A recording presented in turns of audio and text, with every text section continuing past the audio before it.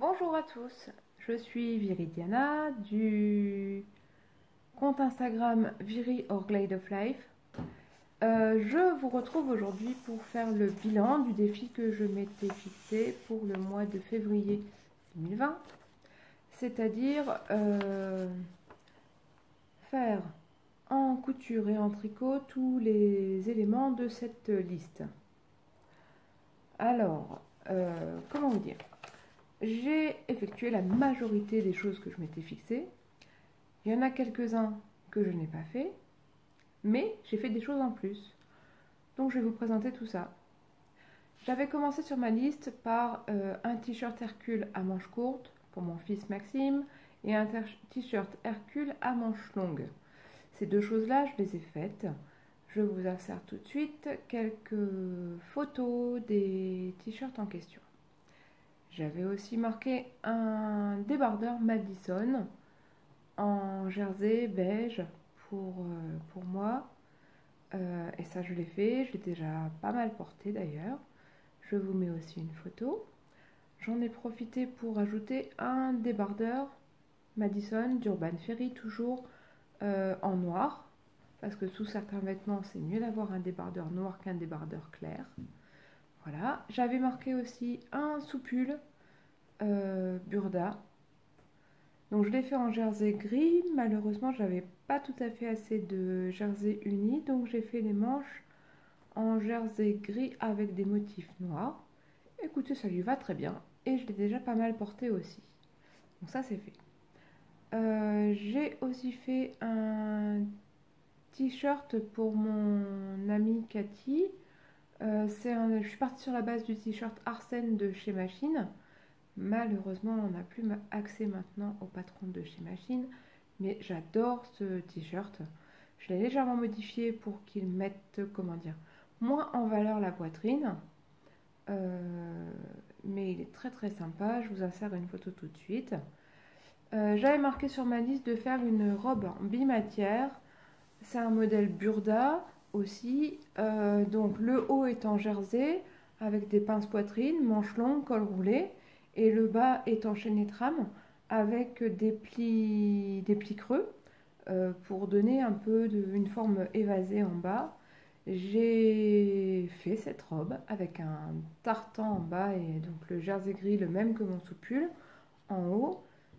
Cette robe me va très bien, je l'ai déjà portée 3 journées complètes, lavée 2 fois. J'adore cette robe. Je vous mets une photo portée tout de suite. Je devais faire 2 sacs à tricot comme cadeau pour le cal de Mélina Lady Panda sur Ravelry. C'était le cal 2019. J'ai fait ces sacs. Ce sont des pochons doublés avec un petit cordon pour fermer et 2 anses. Je les ai envoyés à leur destinataire. Heureusement, j'ai fait des photos avant. Je vous les insère tout de suite. J'avais marqué sur ma liste de faire 2 paires de chaussettes tricotées, 2 paires de chaussettes chaussons plutôt. Je les ai fait. Par contre, je suis très déçue, c'est pas très confortable. J'ai utilisé une laine qui coûtait vraiment 2 balles. Je sais plus où je l'ai eu. Magic Depot ou un truc dans le genre. Enfin, la laine est dure et donc ça se tricote en grosses aiguilles, en 7 ou 8, je ne sais plus. Et le point mousse, j'ai l'impression de sentir tous les points sous mes pieds. Donc je ne suis pas sûre que ce soit beaucoup porté ces choses-là. Toujours est-il que je les ai fait et j'en tire des leçons, même si le résultat n'est pas celui que j'ai escompté.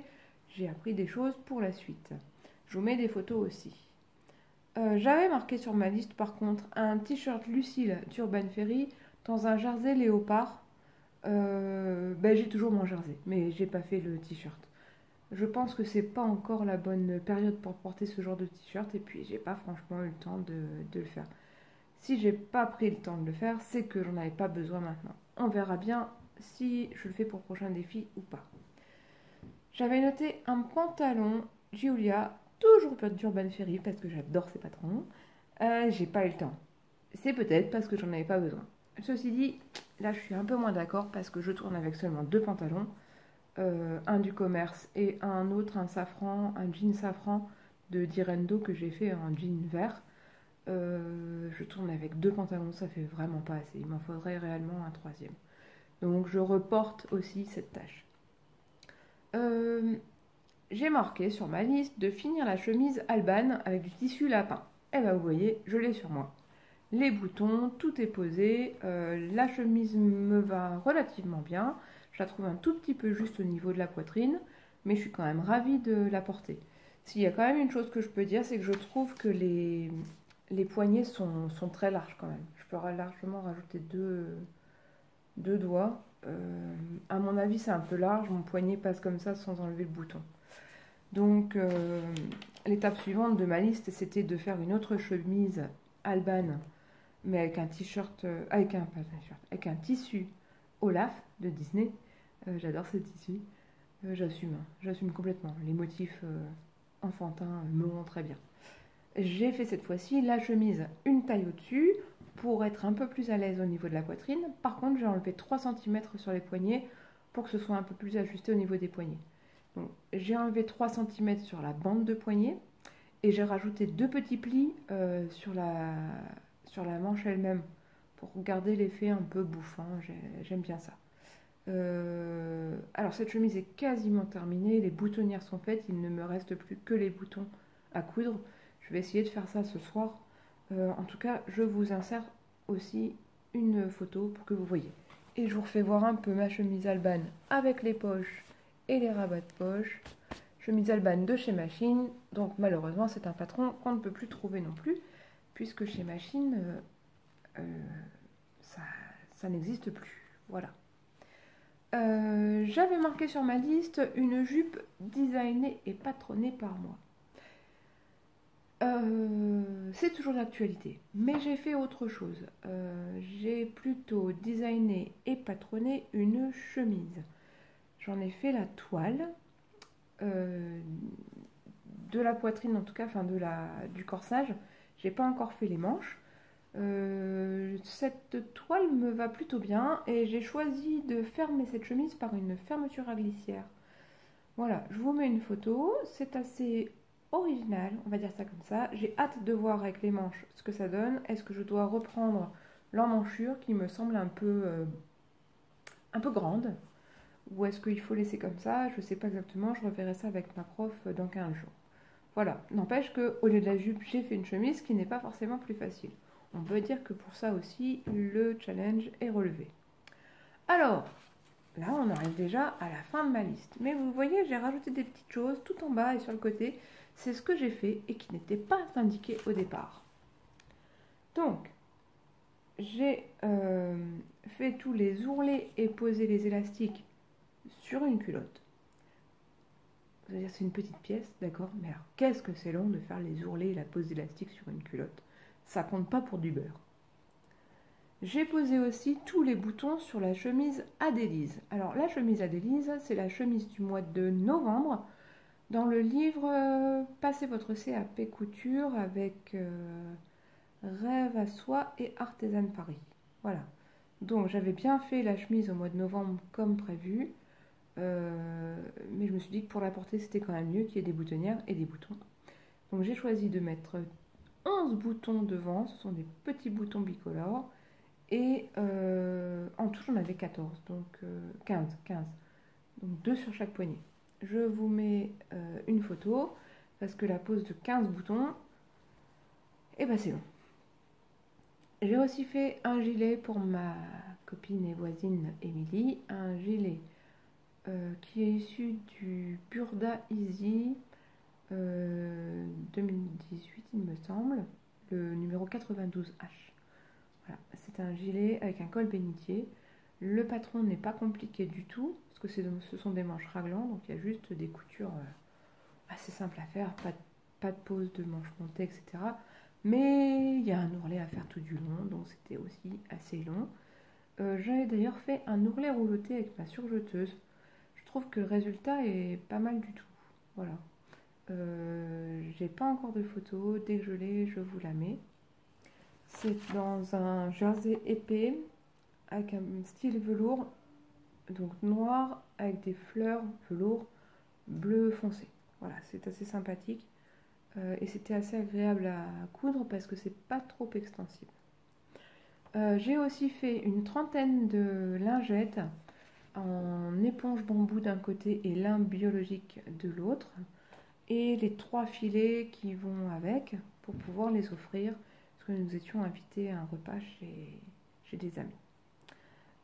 J'ai fait 2 sacs cadeaux parce qu'au mois de février c'était l'anniversaire de mon homme, donc je lui ai offert une coque de téléphone, un chargeur, etc. Et j'ai fait deux petits sachets pour emballer ces cadeaux, c'était bien sympathique. Et je termine pas. Donc toujours pour l'anniversaire de mon homme et celui de mon voisin, j'ai fait 2 t-shirts identiques dans les tailles qui correspondent pour les 2 hommes parce qu'ils sont inséparables. Donc je me suis dit que 2 t-shirts identiques, ça pouvait être sympa. Je vous mets une photo. Et dernièrement, une cousine m'a commandé, elle est enseignante et elle voit énormément de gens. Elle m'a commandé des masques anti-postillon, anti-pollution. Donc j'ai fait beaucoup de tests, de prototypes. Donc je ne vous fais pas voir tous mes prototypes, mais sachez qu'il y en a eu plusieurs. Et mon modèle s'est arrêté sur une version rectangle comme ça, à 3 plis, avec une petite coulisse à l'intérieur, dans laquelle je glisse une barre métallique pour pouvoir l'ajuster à la forme de mon nez ou du nez du destinataire en tout cas. Voilà. Donc j'en ai fait plusieurs prototypes pour moi et j'en ai fait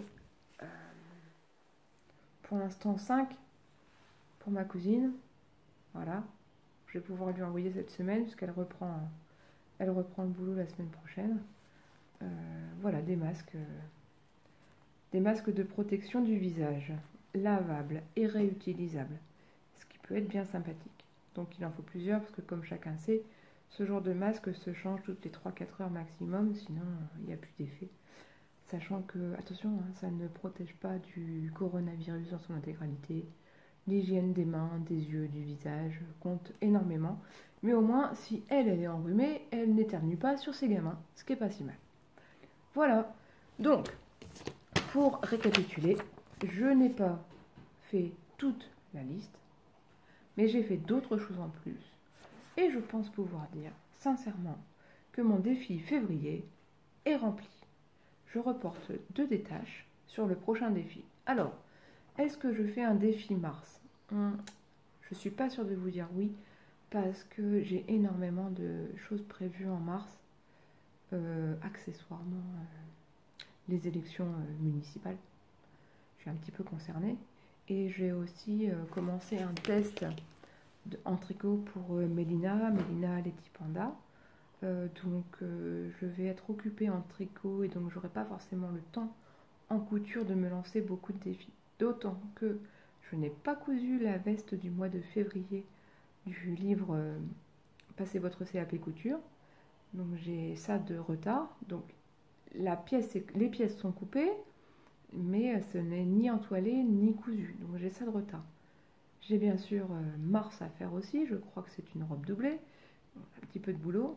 Alors je ne vais pas me lancer d'autres défis que faire ça et finir le test pour Mélina. Voilà. En tout cas, je vous remercie de m'avoir suivi et puis à bientôt.